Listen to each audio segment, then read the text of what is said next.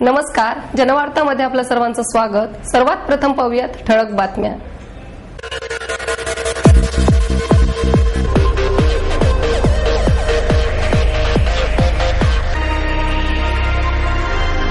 Lions आंतरराष्ट्रीय संघटनेच्या वतीने बालदिनानिमित्त बालजल्लोष या कार्यक्रमाचं आयोजन। लावणी कलावंतांना आणि त्यांच्या कुटुंबियांना राजश्री मिळावा, माजी खासदार श्रीनिवास पाटील यांची अपेक्षा। मोबाईल टॉवर्समुळे कुठलाही घातक परिणाम होणार नाही, COAIचे महासंचालक राजन एस मॅथ्यू यांचा दावा।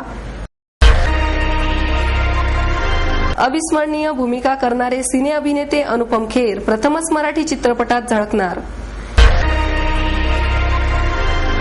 गांधी घराण्याबद्दल काढलेल्या अनुद्गाराबाबत पुणे शहर काँग्रेसच्या वतीने माजी सरसंचालक KS सुदर्शन यांच्या पुतळ्याचे दहन। आणि मुख्यमंत्रीपदी निवड झाल्यानंतर पृथ्वीराज चव्हाण यांची पुण्यातील भारतीय विद्यापीठातील कार्यक्रमात प्रथमच हजेरी। लायन्स आंतरराष्ट्रीय संघटनेच्या वतीने बालदिनानिमित्त बालजल्लोष या कार्यक्रमाचं आयोजन करण्यात येणार आहे। लायन्स आंतरराष्ट्रीय संघटनेच्या वतीने बालदिनानिमित्त आयोजित करण्यात आलेल्या बालजल्लोष या कार्यक्रमात विविध कला प्रकारांमधील 20 बालकलाकारांचे कलाविष्कार पुणेकर आणि बालगोपालांना एकत्रितपणे अनुभवता येणार आहे, अशी माहिती लायन्स आंतरराष्ट्रीय संघटनेचे प्रांतपाल राज मुच्छाल आणि नाट्य संस्कार कला अकादमीचे प्रकाश पारखी यांनी पत्रकार परिषदेत दिली। यावेळी कार्यक्रमाचे समन्वयक योगेश शहा उपस्थित होते। हा कार्यक्रम बालदिनी दिनांक 14 रोजी दुपारी 1 वाजता भरतनाट्य मंदिर येथे होणार आहे। या कार्यक्रमात सक्षम कुलकर्णी, अश्विन चितळे, अथर्व कर्वे, प्रियदर्शनी इंदलकर, तन्वी पिंपळखरे या तारांकित कलाकारांसह विविध क्षेत्रातील बालकलाकारांच्या बालगीते, नृत्य, नकला, नाट्यछटा अशा कला प्रकारांचा आनंद बालजल्लोषमध्ये मनमुरादपणे लुटता येणार आहे। हा कार्यक्रम सर्वांसाठी खुला असून कार्यक्रमापूर्वी 1 तास नाट्यगृहावर कार्यक्रमाच्या प्रवेशिका उपलब्ध होणार आहे। याच दिवशी लायन्स संघटनेच्या वतीने अंधांसाठी, विशेष करून अंध बालकांसाठी पुणे ब्लाइंड्स असोसिएशनच्या वतीने व्हाईट केन प्रदान करण्यात येणार आहेत। 14 तारखेनिमित्त 14 नोव्हेंबर बाल दिनाच्या निमित्ताने लायन्स आंतरराष्ट्रीय संघटना व नाट्य संस्कार कला अकादमी यांच्या संयुक्त विद्यमाने बाल जल्लोष हा कार्यक्रम आम्ही दुपारी 1 ते 3 भरतनाट्य मंदिर येथे आयोजित केलेला आहे। वेगवेगळ्या क्षेत्रामध्ये पुण्यातील जे बाल कलाकार आहेत ते वेगवेगळ्या TV चॅनल्सवर, वेगवेगळ्या प्लॅटफॉर्म्सवर आपले सगळ्यांचं एंटरटेनमेंट, त्याचप्रमाणे त्यांचे जे काही टॅलेंट आहे ते आपल्यासोबत त्यांनी मांडलेलं आहे। पण 20 ते 25 कलाकार जे पुण्याला रिप्रेझेंट करतात त्यांना सगळ्यांना एकाच दिवशी एकाच छताखाली किंवा एकाच स्टेजवर आणण्याचा उपक्रम लायन्स आंतरराष्ट्रीय संघटनेने केलेला आहे। अश्विन चितळे पासून सर्वच जे काही बाल कलाकार आहेत सगळ्यांचं तिथं परफॉर्मन्स होणार आहे। तर काय काय नेमका आम्ही त्या दिवशी करणार आहोत याची माहिती नाट्यसंस्कार कला अकादमीचे प्रमुख विश्वस्त प्रकाश पारखी आपल्याला सांगतील। बालकलाकारांच्या सर्व कलांचा कलाविष्कार आपल्याला बघायला मिळणार आहे। त्यामध्ये सारेगमप मध्ये गाजलेले, बालगंधर्व पुरस्कार मिळालेले काही बालगायक त्याच्यामध्ये बालगीतं सादर करणार आहेत। काही नृत्य यावेळेला शास्त्रीय आणि फिल्मी नृत्य बालकलाकार सादर करणार आहेत।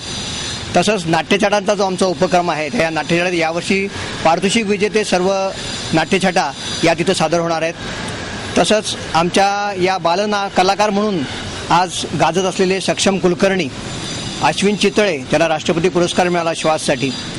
त्यानंतर अथर्व कर्वे आता सारेगमपचा निवेदक म्हणून तो काम करतोय, अनेक चित्रपटात तो भूमिका करतोय।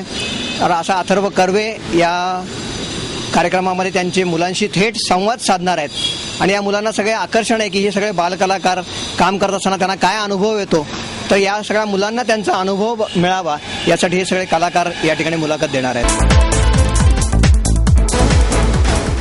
लावणी कलावंतांना आणि त्यांच्या कुटुंबियांना राजाश्रय मिळावा अशी अपेक्षा माजी खासदार श्रीनिवास पाटील यांनी व्यक्त केली। पठ्ठे बापूराव प्रतिष्ठान आणि सांस्कृतिक कला मंडळाच्या वतीने 13व्या लावणी महोत्सवात एका चढ एक लावण्या सादर केल्या। यावेळी प्रसिद्ध लावणी सम्राज्ञी सुरेखा पुणेकर यांना श्रीनिवास पाटील यांच्या हस्ते पठ्ठे बापूराव पुरस्कार प्रदान करण्यात आला। आमदार महादेव बाबर, प्रतिष्ठानचे अध्यक्ष जयप्रकाश वाघमारे, शहाजीराव पाटील, तात्यासाहेब नखाते, किरण गोटे, ज्योतिबा उबाळे, मित्रावसन झांबरे, नानी घाटके हे उपस्थित होते। पाटील म्हणाले, लावणी कलावंत हा समाजातून उपेक्षित वर्ग आहे। लावणीला आता लोकाश्रय मिळतो आहे, मात्र या कलावंतांच्या जीवनात आनंद आणण्यासाठी त्यांच्या कुटुंबियांना मदत करण्यासाठी सरकारनेही पुढाकार घेण्याची गरज आहे। पुरस्कार मिळाल्याबद्दल सुरेखा पुणेकर यांनी प्रतिष्ठानचे ऋण व्यक्त करून माझा पुरस्कार हा कलावंतांचा सन्मान आहे असे सांगितले।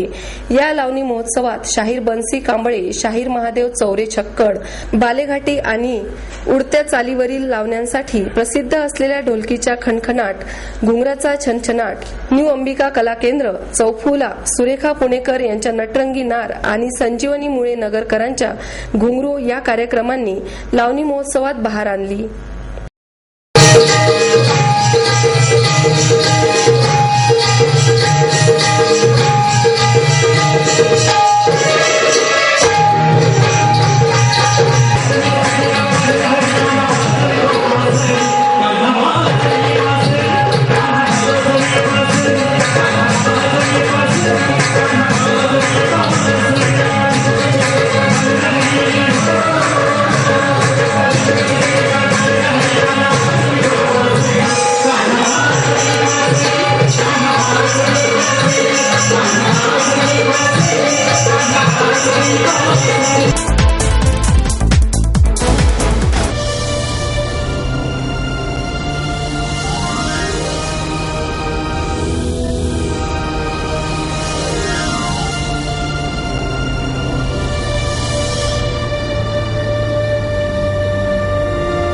बालाजी अय्यर हे कार्यकारी निर्माते आहेत। संदीप खरे यांनी चित्रपटाची गीते लिहिली असून डॉक्टर सलील कुलकर्णी यांनी संगीत दिलं आहे।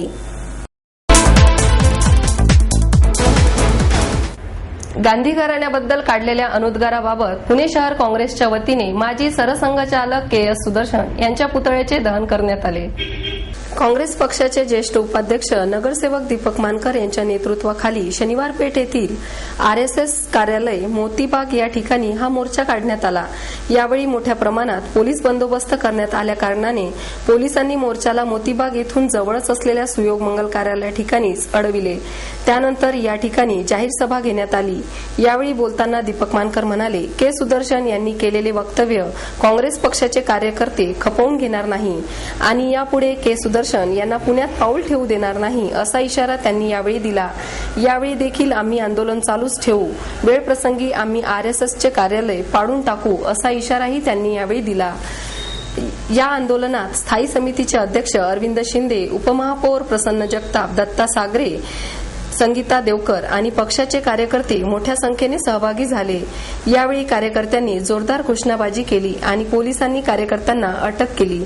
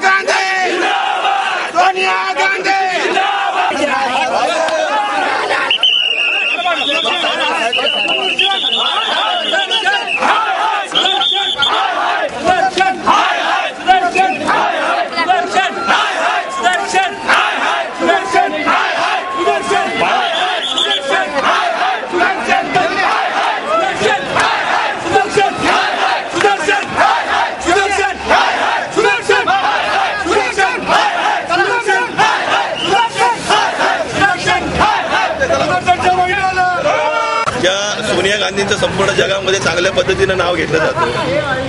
त्यांना कुठेतरी बदनाम करण्याचं एक षडयंत्र आपल्याला माहिती आहे की RSSची प्रवृत्ती काय आहे. महात्मा गांधींच्या गुणापासून यांनी काय काय उद्योग केले सर्व जाणे आपल्या सगळ्यांना आहे. परंतु याच्या निषेधार्थ आजचे आंदोलन आम्ही केलेलं आहे. कुठलंही काम करत असताना सामाजिक कार्यामध्ये किंवा पक्षाच्या माध्यमातून काम करत असताना आपल्या तोंडाला लगाम लावण्याचं काम सुदर्शन यांनी करायला पाहिजे. RSS संघटना ही जातीवादी संघटना आहे. राहुल गांधींनी देखील मध्यंतरीच्या कालावधीमध्ये सांगितलं की ही आतंकवादी संघटना, याच्यावरती बंदी आणायला पाहिजे आणि ही मागणी पुणे शहर काँग्रेसची देखील राहणार आहे. या ठिकाणी सुदर्शन यांना आणि RSSला आम्ही विचारायला इच्छितो की भविष्यामध्ये जर आमच्या नेत्यांच्या बद्दल असं गैरवक्तव्य जर केलं तर त्याचे परिणाम वाईट होतील. या ठिकाणी RSSचं मोठं केंद्र आहे मोतीबाग, ते तोडल्याशिवाय देखील आम्ही राहणार नाही हा इशारा विनाकारण आम्ही आमच्या नेत्यांची बदनामी सहन करणार नाही. आणि ही बदनामी जर सहन करण्याचा जर संकल्प जर त्यांनी केला असेल तर त्याला उत्तर देण्याचं काम पुणे शहर काँग्रेस कमिटी निश्चितपणाने केलं जाईल. या ठिकाणी सर्व कार्यकर्त्यांना, सर्व पदाधिकाऱ्यांना माझी विनंती आहे की हे आंदोलन आपलं या ठिकाणी अर्धा तास चालणार आहे. अर्ध्या तासानंतर आपला जो काही निर्णय असेल तो आपण पोलिसांना कळवू. परंतु हा निषेध सातत्यानं आमचा या ठिकाणी RSSच्या विरोधात केला जाईल हे देखील ठामपणे मी या ठिकाणी सांगू इच्छितो. आता RSS वाल्यांची भूमिका आपण बघितली आहे. वर्तमानपत्रामध्ये वाचतोय की आमची संघाची भूमिका नाही, ही सुदर्शन यांची आहे. म्हणजे एखादा माणूस त्यांच्यातनं एखादी गोष्ट बोलतो, परंतु हे संघाच्या अंतर्गत हे ठरलं जातं आणि हे वक्तव्य बाहेर केलं जातं. याचे अनुभव याच्या आधी देखील आम्हाला आलेले आहे. त्यामुळे या सर्व गोष्टींचा आम्ही निषेध करतो. मुख्यमंत्रीपदी निवड झाल्यानंतर पृथ्वीराज चव्हाण यांनी प्रथमच पुण्यातील भारतीय विद्यापीठातील कार्यक्रमाला हजेरी लावली. भारती विद्यापीठ येथे आयोजित 85व्या राष्ट्रीय कुलगुरू परिषदेच्या संमेलनास ते उपस्थित होते. यावेळी भारती विद्यापीठाचे कुलपती डॉक्टर पतंगराव कदम, विद्यापीठ अनुदान मंडळाचे अध्यक्ष डॉक्टर सुखदेव थोरात, केंद्रीय नियोजन आयोगाचे सदस्य डॉक्टर नरेंद्र जाधव आदी मान्यवर उपस्थित होते. यावेळी नवोदित मुख्यमंत्री पृथ्वीराज चव्हाण म्हणाले, महाराष्ट्राचा विकास करताना माणसाचा विकास हा मध्यबिंदू धरून शेती, शिक्षण, उद्योग, संशोधन यांना प्राधान्य देऊन धोरणे आखली जातील. आता खरे म्हणजे मी कोणत्या भूमिकेतून बोलावे अशा द्विधा मनस्थितीत आहे असे सांगून मुख्यमंत्र्यांनी सामान्य नागरिकांप्रमाणे भाषणाला सुरुवात केली. पुढे बोलताना मुख्यमंत्री म्हणाले, पुण्याला देशातील सर्व कुलगुरूंची परिषद ठरून 4 महिने झाले. त्यावेळी मी केंद्रात विज्ञान तंत्रज्ञान विभागाचा राज्यमंत्री होतो. त्यामुळे पंतप्रधान मनमोहन सिंग यांच्या भूमिकेनुसार काय बोलायचे हे ठरविले होते. परंतु आता मी मुख्यमंत्री पदाची शपथ घेतली आहे. त्यामुळे या परिषदेत देशातील कुलगुरूंसाठी केंद्र सरकारची काय भूमिका आहे आणि हा विषय महाराष्ट्रात कसा हाताळला जाणार असल्याचे हे मी सांगणार आहे. महाराष्ट्र हे देशातील विज्ञान आणि तंत्रज्ञान या दृष्टिकोनातून क्रमांक 1 चे राज्य व्हावे या दृष्टीने आपला प्रयत्न राहणार आहे. राज्यात विज्ञान आणि तंत्रज्ञान या दृष्टिकोनातून प्रचंड सुप्त सामर्थ्य आहे. प्रामुख्याने शेतीच्या क्षेत्रात प्रगती होण्याची गरज आहे. तसे झाले तर आजच्या अनेक समस्या सुटतील.